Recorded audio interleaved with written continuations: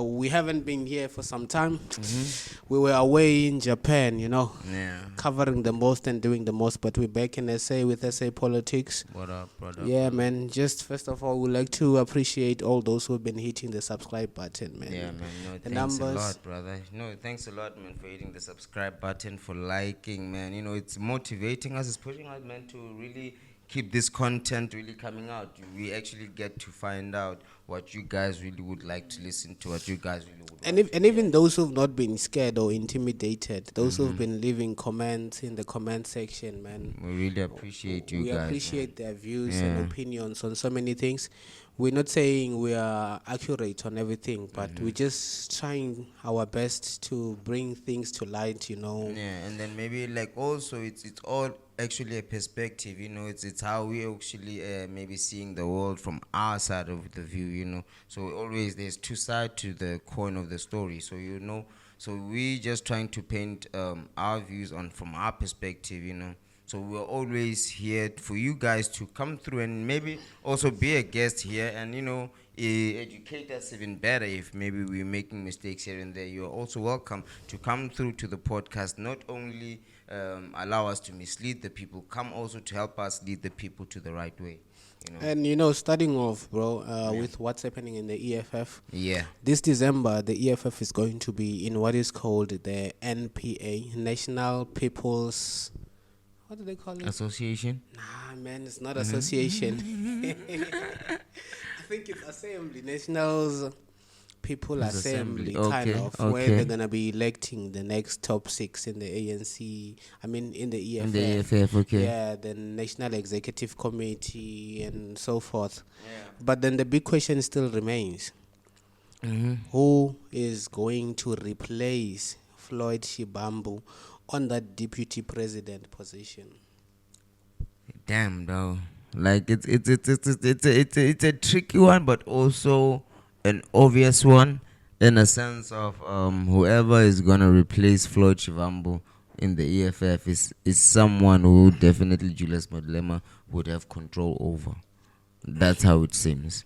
Because he's busy telling people, you don't like positions. You shouldn't be fighting for positions. So whoever has to be in a position mustn't be really feel like they're in real power because of the position. He's the one who's supposed to have the power. So it's a tricky one. Obviously, Malema right now, I don't think will go according to the standards of what this person can do, what this person has achieved previously. He will be biased because he feel betrayed.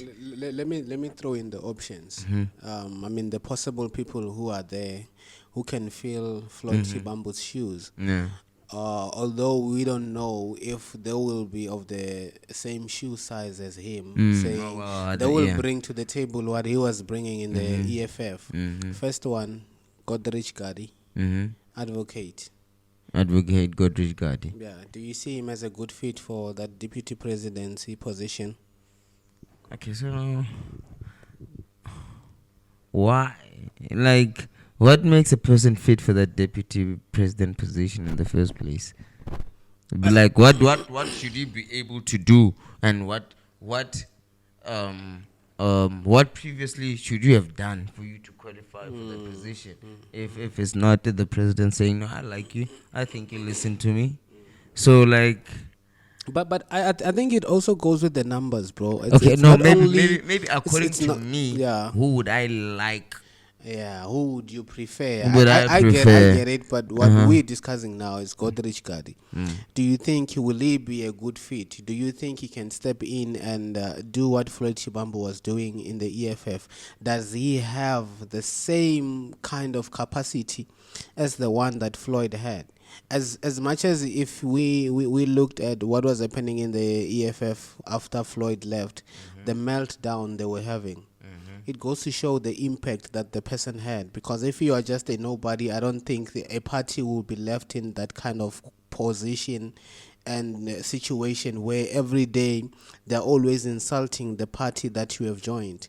So is Godrich Gardee a good candidate? Do you think he has the capacity to do what Floyd was doing in the EFF? Well, I don't know who Godrich Gardee is or was until now. So like that's what I'm saying. Who is he? That's so like like personally, I don't think the way Floyd Shivambu was doing things and was keep getting educated and keep I felt like he kept growing while in the EFF, and then like I felt like even if maybe he got into the EFF with maybe lesser knowledge than some other people, you went on to gain even more and better.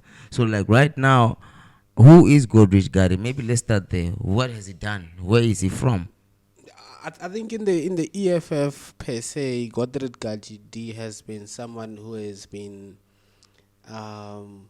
not so much in the forefront, but he's been there, maybe as a convener, somebody who is gallivanting people from different spaces and, coming with a certain people or a certain backing for the EFF. I think he's been there, obviously, and for you not to know some of the things that he has done in the EFF, I think it just goes to show that a lot of people don't really associate with him, or they don't really familiar like that. Yeah, so it's they one of are those familiar with all the things that he has been able to do in the EFF. It's one of those things when if he's gonna be vice president of the EFF, and let's say the EFF it was the winning part and it was Julius Malema was to be president, and then they say deputy president is Godrich Gardee, and then who is he? And then now the whole country likes the EFF, and then now your deputy president is gonna be the next one in office, and we don't know his resume, what. So like even right now, the followers of the EFF are just gonna have to submit and accept Godrich Gardee if he's there without even knowing what he's capable so of. you feel like if Godrich Gardee is to come out of that NPA as a deputy president, it will be more like something that is imposed on the branches, the EFF branches. Yeah. Okay, cool. Now, next candidate, Vuyani Pambo. Which one is that one? Vuyani Pambo was in the EFF student command. I think he's the EFF student command. He was in the central command team, if I'm not mistaken.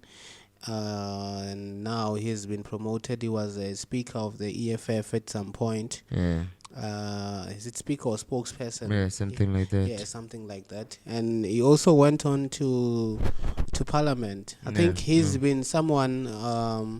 I remember from the time Hafiz must fall. He was very present, and at the university that I was by then. You will see him during election. We would see him as well. So, and afterwards, then I started seeing him closer and closer with Julius Malema. Wherever you see Julius Malema, that light-skinned guy, you don't know him with beard. I know him. He's always there. Even during the tea parties, he was there as well at Nkandla. Yeah. So some people are thinking maybe he is a good fit for that position. Do you think, from what you know and what you don't know about him, do you feel like he will fit into the position? Maybe because for me, like in terms of even in the times of Jacob Zuma, like Ndlozi seemed to be the man for me. So you're already jumping, I'm jumping. You're already jumping the gun. You don't care who this guy is. You just straight away saying your preferred candidate. Yeah, you understand. So bro, the way I saw it always, maybe, I always seen it, okay, Julius Malema for president. After that, maybe it's gonna be Floyd Shivambu for president. After that, I couldn't see anyone but the young man, Ndlozi, But would it be a surprise to see Ndlozi challenging Julius for that presidency in the EFF, with everything that has happened the way it has, and as much as they've said that if you guys want to nominate a certain candidate, Let it not be a social media thing.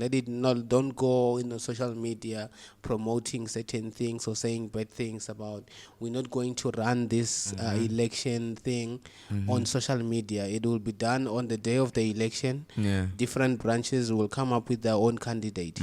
Do you think it'll be, it's something, I mean, would it be a surprise to see him challenging the big boss for the big position? Yeah, if I'm being honest, I don't think he will do it. I don't think he has like the ways of like. I don't think Julius, number one, I don't think Julius Malema will allow him to do it. Will allow the channels to be challenged for presidency. Number two, but he has to though. no, yeah, but number two, I just feel like number two, I don't think Ndlozi will have the balls to challenge Julius Malema in the EFF. I feel like he can challenge Julius outside, but not in the EFF. What's still there for him to lose after all those insults and tantrums that were thrown at him? Like what's also there to gain for him by doing that in the EFF? Like for me, the only option Lassy has now is to move out of the EFF. That's when like it's like, bro, these two guys started a house, Julius Malema and Floyd Shivambu, and then they maybe they started a gang or a soccer team, and then they hired the first football players, and they hired you, and then now you cocky enough, now you want to challenge me who started the team. So I feel like but that's how it should be, you know, Pela. At some point, we need to go and assess EFF's performance under Julius Malema, under the leadership of Julius Malema. Who has to assess that? Is it the voters? The supporters. If there's a national executive committee, it has to. The central command team, if there's such a thing in the EFF, they need to somehow go and sit down and assess what is the problem. Yeah. Because you cannot just go around blaming everything, whereas you are avoiding to question certain things in the party. Yeah, okay, cool. And then obviously you already said your preferred candidate, which was gonna be the third person. Yeah. Yeah. So like I'm just saying like the way we're seeing after Floyd Shivambu left, we saw the true colors of Julius. I don't think we would have seen that. We would have seen that Julius is actually like what you call that president that tyrant. No, not a tyrant. He's not a Democrat. He was gonna be authoritarian type of leadership. You know, he was gonna what do they call these guys that want to be president forever? Dictators. He looks like he's gonna be. He looks like he is a dictator in a sense. So like I feel like he's dictating. So you feel like he is dictating things in the EFF. Yeah, it's like either my way or no way. So anybody, if even if you're my deputy president, you can't challenge me. Either my way or no way. So I feel like that is the problem. What about this guy, Marshall Dlamini? I believe you know him. No, yeah. He's the current Secretary General of the EFF. Because there were rumors and hearsays, I think, even the time where Floyd Shivambu was still in the EFF. My phone is on. So when Floyd was still in the EFF, there were hearsays on the media that it seems like Julius is going to prefer Marshall Dlamini for the deputy presidency over Floyd Shivambu.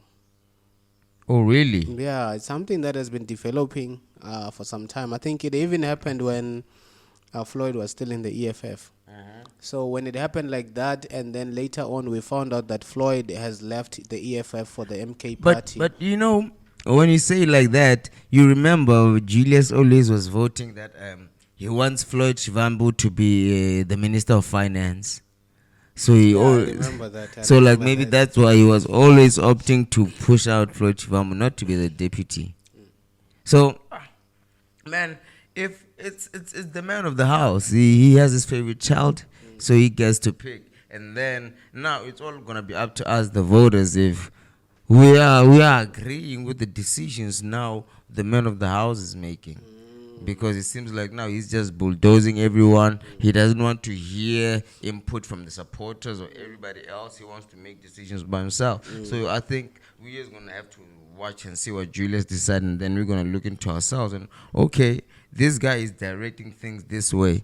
What is it that we are deciding? Do we want to move in the EFF's direction, or we need to start looking in another direction for maybe for hope, you know? And then